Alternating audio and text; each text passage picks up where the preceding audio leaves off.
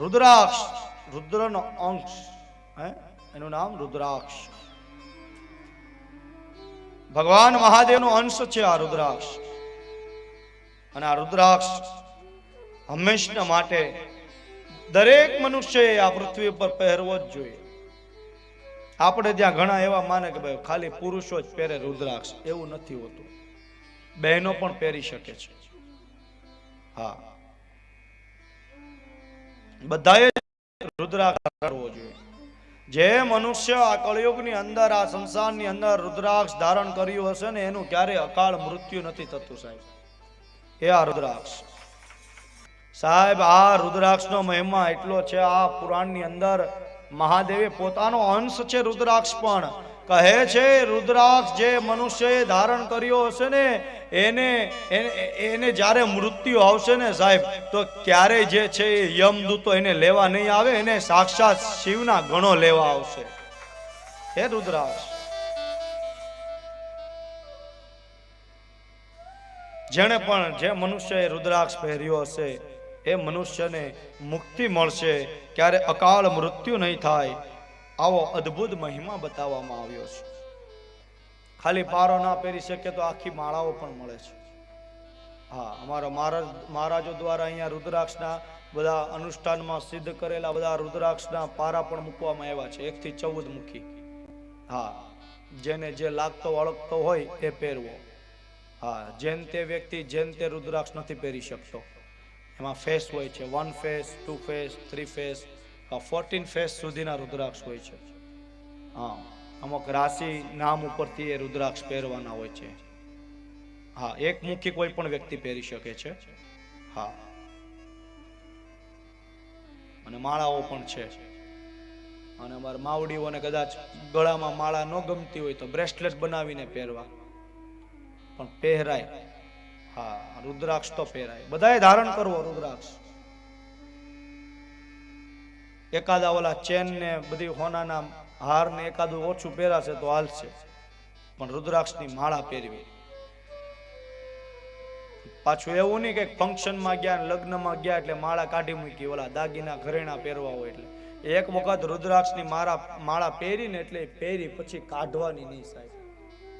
હા, અને પછી બહુ માળા બદલવી નહીં.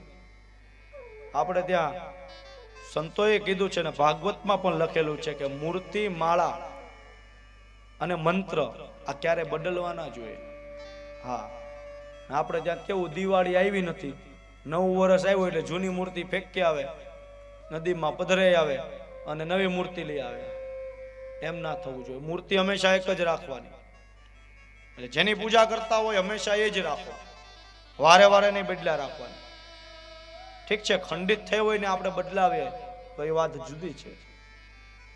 મંત્ર, જે મંત્રના જપ કરતા હોય, જે મંત્ર આપણે એના પાઠ કરતા હોય એ ક્યારે એને બદલાવા નહીં. અને માળા પણ ક્યારે બદલાવી નહીં. માળાથી કહું છું તમને કે જે તમે જપ કરતા હોય ને એ માળા પણ જુદી રાખવી, અને તમે ધારણ કરો છો એ માળા પણ જુદી રાખવી. આપણે ત્યાં કેવું કે ઓમ નમઃ શિવાય, ઓમ નમઃ શિવાય, ઓમ નમઃ શિવાય, ઓમ નમઃ શિવાય કરે, જપ પૂરા પાછી પહેરી લે, હાલો. આમ ના થવું જોઈએ. અને જ્યારે માળા કરો છો ને ત્યારે આ આંગળીએ થવી જોઈએ. આપણી ત્રીજી આંગળી ચાંદલો કરીએ ને એ આંગળી અને અંગૂઠો આપણે અહીંયા આમ કરતા હોય, આમ માળા ન થવી જોઈએ, આમ થવી જોઈએ. આ આંગળી તો સ્પર્શ જ ના થવી જોઈએ. અને આ બીજી આંગળી છે એનો તો ખાલી સપોર્ટ લેવાનો છે મણકા ફેરવવા માટે. અને જ્યારે તમે અહીંયા આવી જાઓ છો ત્યારે આને કહેવાય મેરું. આ મેરુને ક્યારે તમારે વટવાનું ના હોય, ધ્યાનથી જોજો.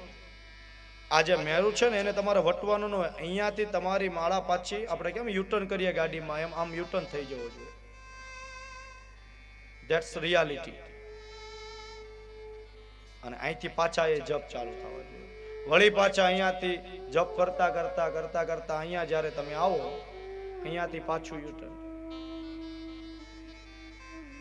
આ જપ કરવાની રીત છે. આપણે તો ઓમ નમઃ શિવાય, ઓમ નમઃ શિવાય, ઓમ નમઃ શિવાય, ઓમ નમઃ શિવાય પાંચે આંગળીએ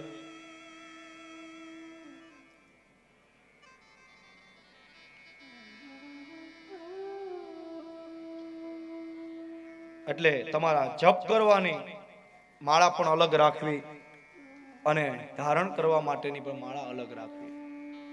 આ સંસારની અંદર રુદ્રાક્ષની માળા કરતા વિશેષ માળા લગભગ કોઈ છે નહીં. કારણ કે રુદ્રાક્ષ એ સાક્ષાત શિવ છે. રુદ્રાક્ષ ધારણ કરવા વાળો મનુષ્ય સાક્ષાત શિવ સમાન છે. અને આપણે ત્યાં તો સાયન્ટિફિક રીઝન પણ છે. જે માણસ રુદ્રાક્ષ ધારણ કરે છે અને એમાં ખાસ ગળામાં ધારણ કરે છે અને હૃદયને સ્પર્શ થતો હોય ને સાહેબ, એને બ્લડ પ્રેશરની લો થવાની કે હાઈ થવાની બીમારીઓ ઓછી થઈ જાય છે અને ધીમે ધીમે કરતા હાવ જતી પણ રહે છે.